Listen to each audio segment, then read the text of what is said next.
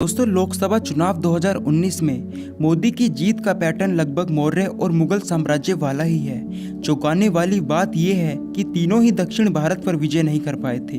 दोस्तों, लोकसभा इलेक्शन 2019 के जीत के बाद नरेंद्र मोदी विक्ट्री स्पीच में काफ़ी अंदाज में बदल गए हैं। अब वो चौकीदार नहीं बल्कि स्टेटस मैन के रूप में सामने थे, जो हर समय देश के लिए काम करते रहेंगे। राहुल गांधी की हार के बाद जिस तरह से मोदी सुनामी सामने आई है, वो भारत में पिछले कई बड़े साम्राज्यों की तरह ही दिखती है।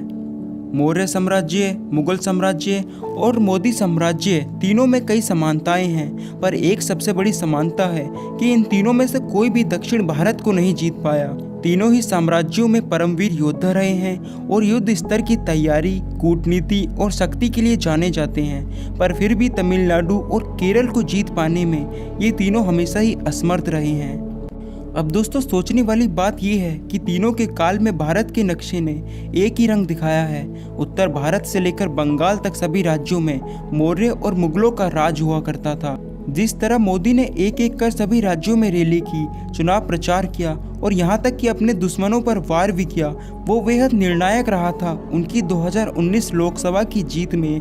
दोस्तों, जैसे चंद्रगुप्त मौर्य और चाणक्य प्रसिद्ध हैं, अकबर और बीरबल प्रसिद्ध हैं, ऐसे ही मोदी और शाह की जोड़ी भी प्रसिद्ध है, पर तीनों के साथ दक्षिण को जीतने की समस्या रही है। मौर्य साम्राज्य और मुगल साम्राज्य ने उत्तर भारत और पश्चिम भारत पर सबसे पहले कब्जा किया। नरेंद्र मोदी के मामले में भी यही हुआ। पहले उन्होंने गुजरात से शुरुआत की और धीरे धीरे उत्तर भारत मोदी लहर का हिस्सा बन गया। चलिए दोस्तों, बात करते हैं तीनों साम्राज्य, मौर्य साम्राज्य, मुगल साम्राज्य और वर्तमान में मोदी साम्राज्य में क्या समानताएं हैं। दोस्तों, तीनों साम्राज्य में पूर्व से लेकर पश्चिम तक और उत्तर में कश्मीर तक विजय मिली है। एक लोकप्रिय नेता की बदौलत आधे से ज़्यादा हिंदुस्तान जीता है, फिर चाहे बात चंद्रगुप्त मौर्य की हो, अकबर की हो या वर्तमान में नरेंद्र मोदी जी की हो। कूटनीति और ताकत के स्तर पर तीनों ही सबसे आगे रहे हैं। मौर्य के पास चाणक्य थे, अकबर के पास नवरत्न थे और मोदी के पास अमित शाह, अरुण जेटली जैसी जोड़ी है। दोस्तों, सैन्य शक्ति तीनों के पास ही बहुत थी। मौर्य और मुगल सेनाओं के मुकाबले मोदी समर्थकों की फौज भी कुछ कम नहीं है। राज्य दर राज्य जीतने के लिए खुद राजाओं ने एक एक कर लड़ाई लड़ी। चंद्रगुप्त मौर्य और अकबर भी छोटे से छोटे युद्ध में जाते थे और मोदी भी चुनाव प्रचार के तौर पर हर राज्य में गए हैं। दोस्तों, उत्तर भारत की तो बात होगी, लेकिन इनकी जीत में सबसे बड़ी बात यह है कि इन तीनों में से कोई भी दक्षिण भारत की विजय नहीं कर पाया था। चलिए दोस्तों, बात करते हैं कि मौर्य साम्राज्य, मुगल और मोदी साम्राज्य ये तीनों दक्षिण भारत को क्यों नहीं जीत पाए। मौर्य साम्राज्य के समय दक्षिण से कूटनीति के सहारे बात करना आसान नहीं था। दरअसल इसमें भारत का एक विशाल इलाका भी शामिल था।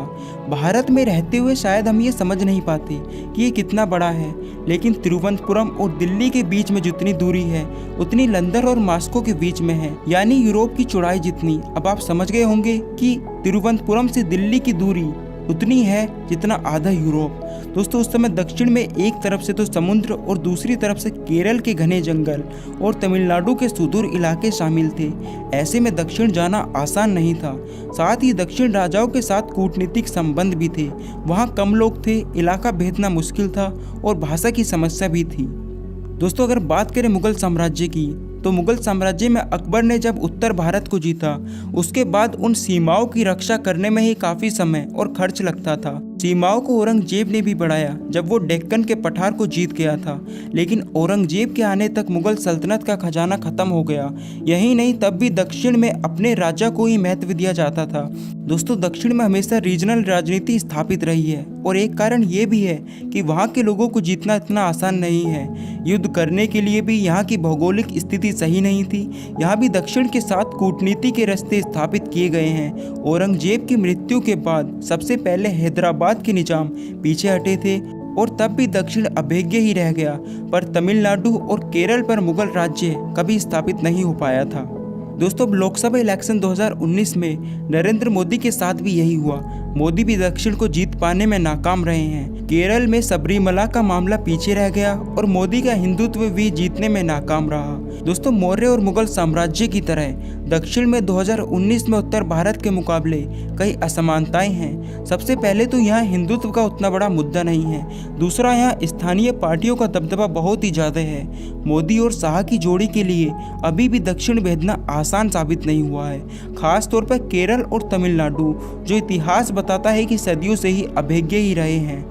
दोस्तों, कुल मिलाकर समानताओं की गिनती तो बहुत है और इतिहास बताता है कि इतनी बड़ी विजय के बाद भारत में किसी न किसी स्तर पर विकास ही हुआ है, चाहे वो मौर्य काल हो, मुगल काल हो या फिर मोदी वो लोकप्रिय राजाओं में गिने गए हैं। दोस्तों, अब मोदी से भी यही उम्मीद है कि वो मौर्य और मुगल साम्राज्य की तरह अपना साम्राज्य बढ़ाए और विकास की गति को और तीव्र करे। उम्मीद है ये वीडियो आपको पसंद आई होगी और इन्फॉर्मेटिव लगी होगी। इसी तरह की वीडियो को जानने के लिए हमारे चैनल से जुड़े रहें। मिलते एक नई वीडियो में, तब तक धन्यवाद। जय हिंद, जय भारत।